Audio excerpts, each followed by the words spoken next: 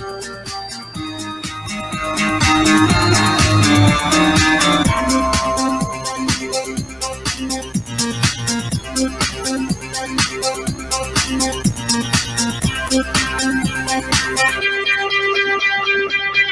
right, hello everyone, and peace of Christ to all of you. I hope my voice is coming good and clear. Please inform me if you have any problem or difficulty.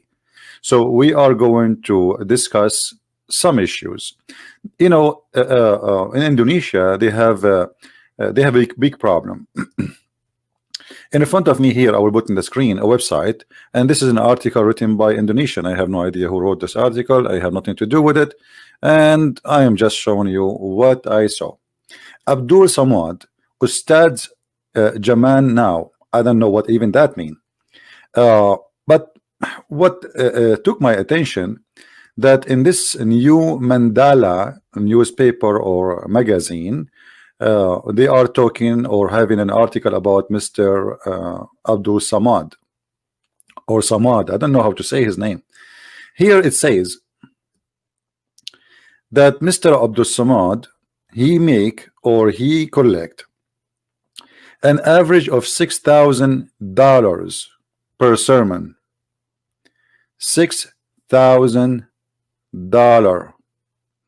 And you know, I was asking myself, a man of God serving God in a country, it's called Indonesia, which I love very much. I love Indonesian people, but it's not a secret that Indonesia is a poor country.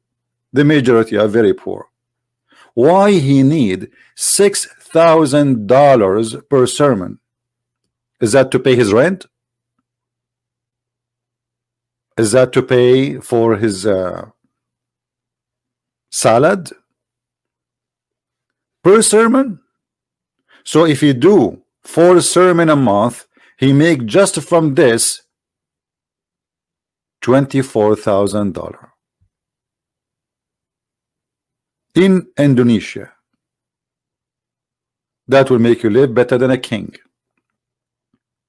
And that is telling me, and here you can see the list of how much money he is making, you know. So that's telling me that those people, they are not serving God. Those are serving their pocket out of this poor Indonesian people. This country need universities, need manufacturers, need, yet those poor people, they are willing to pay a man who say nothing, speak nothing, he know nothing. And I challenge him to come and debate me anytime. And I will show you that this guy, he have no idea what he's talking about. And even when we recite the Quran, I die laughing.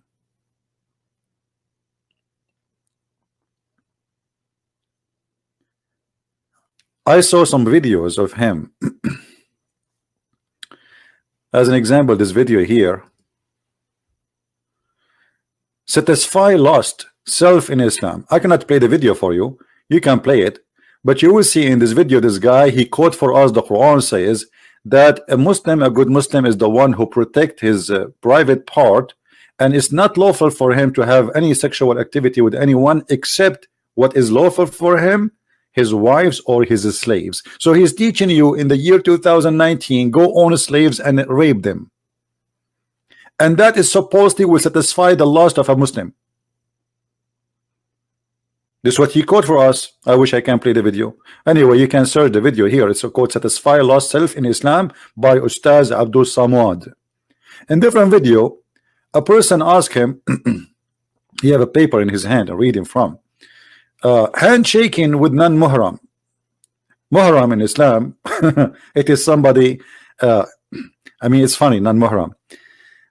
Like if you have a family member, you can shake hand. Like, you know, you can shake hand with a male. He is your uncle, as an example. You are a female. So the question, very important question, and this is why we pay him $6,000 every sermon, because we want to know if it's okay to shake hand with a stranger or not. The only one who can give us the answer is this guy. And then he tell you that good Muslim women, she put a tissue over her hand and then she shake hands with you.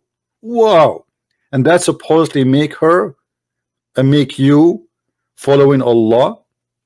You know, I would like Ustaz Abdul Somad to explain to us how the Prophet, peace upon him, he allowed the Muslim women and Muslim men to share bed together without marriage for 3 days, 3 nights. It's called muta. And you know that this is not temporary marriage. This is nothing. It's even the name is muta, which means sexual pleasure. So how you are so conservative following Islam, and then you say to us that you have a prophet, he taught the following.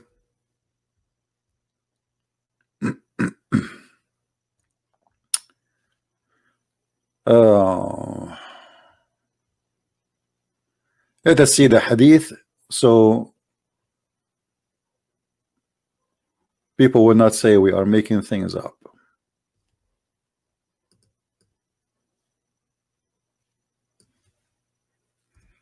So a Muslim woman, she cannot shake hands. If she want to do that, she have to put a tissue or a little fabric over her hand, and then she can shake hand with you. And by the way, since when that? I mean, where in Islam it says you can shake hand with someone he is a man by doing such a thing? Where this guy's getting this from?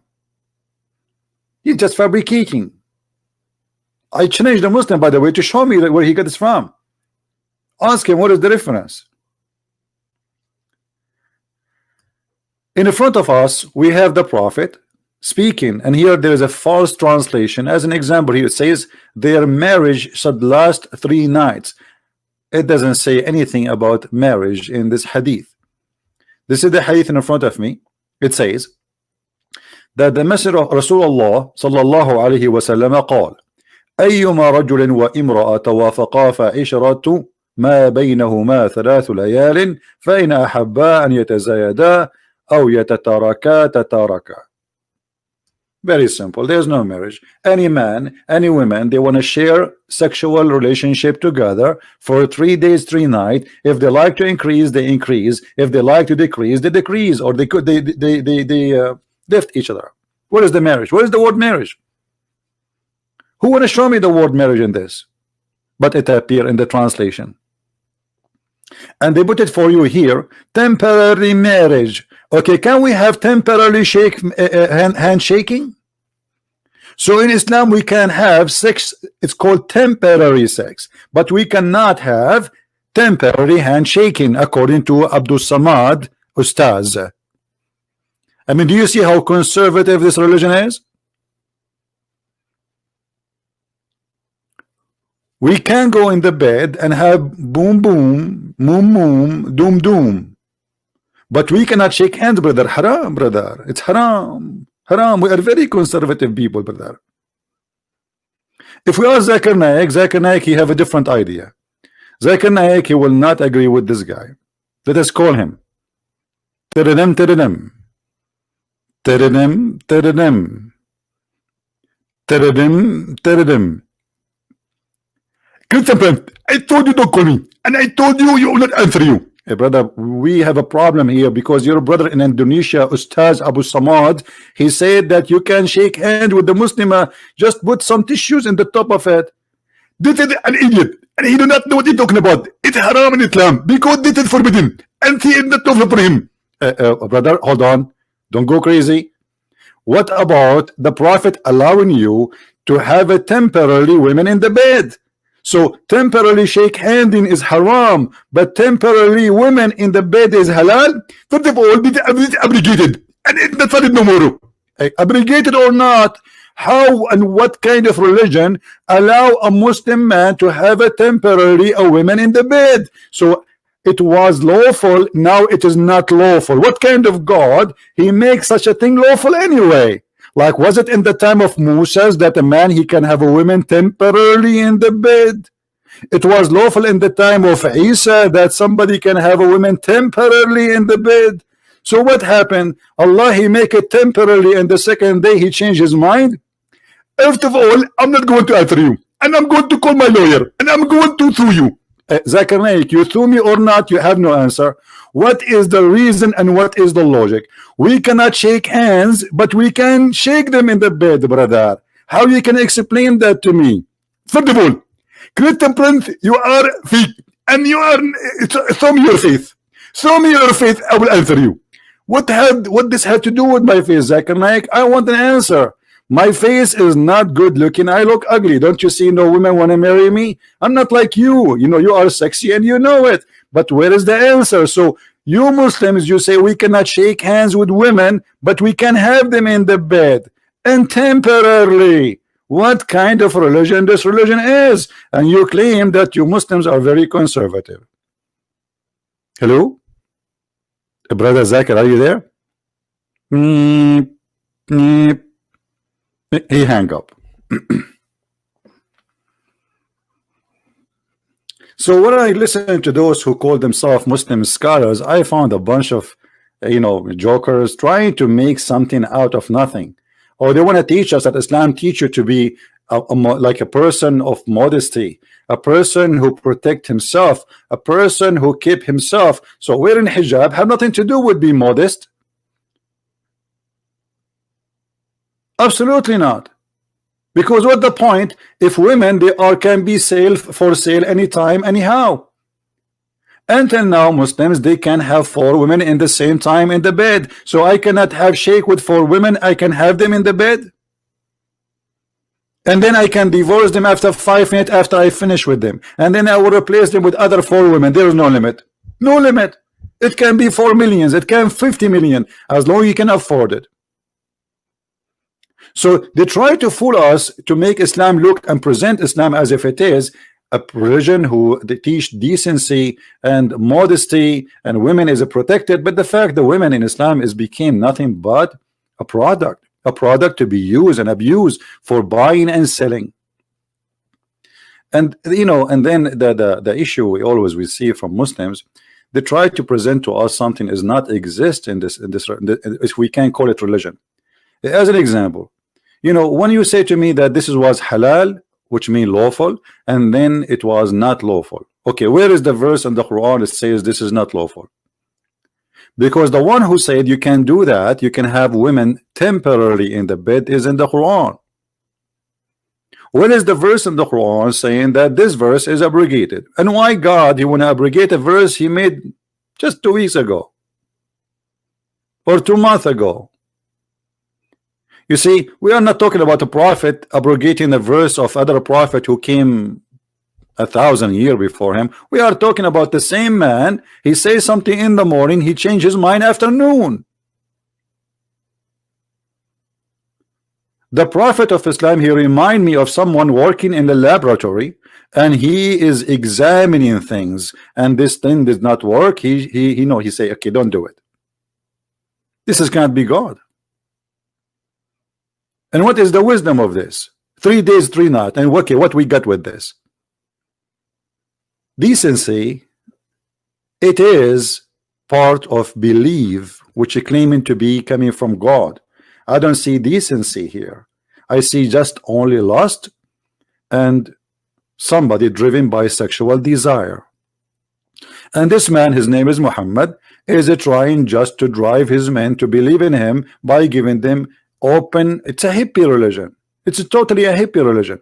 You see, they say to you, we are conservative, but the fact Islam is a hippie cult, because until now you can have 4 women in the bed, an unlimited number of slaves. What if somebody have 1,000 women slaves? Yes, he can share the bed with 1,000 women. It's a hippie cult.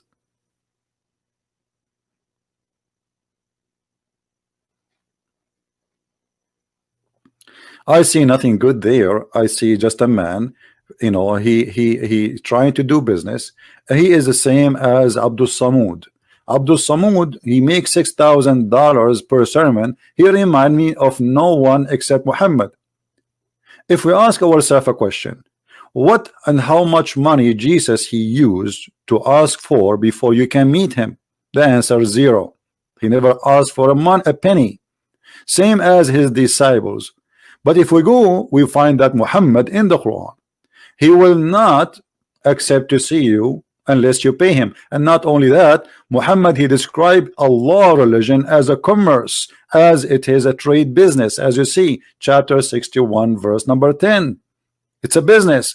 And Muhammad, he promised the rich ones who invest in Islam, to be in heaven. As an example, Muhammad, he promised Uthman ibn Affan, because he gave him a lot of money, to be the first in heaven. Who are you, Muhammad, to promise people to go to heaven? Are you God? Who are you? One of the clear proofs that somebody is preaching a scam, that he promised you heaven if you give him money. Obvious. Muhammad, he do that, and he made it clear that you cannot even see him and come to his house unless you pay him.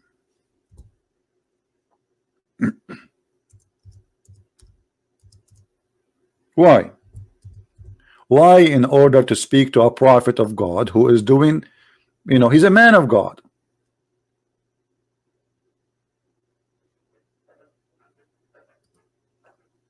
What is the purpose? Oh, who you believe?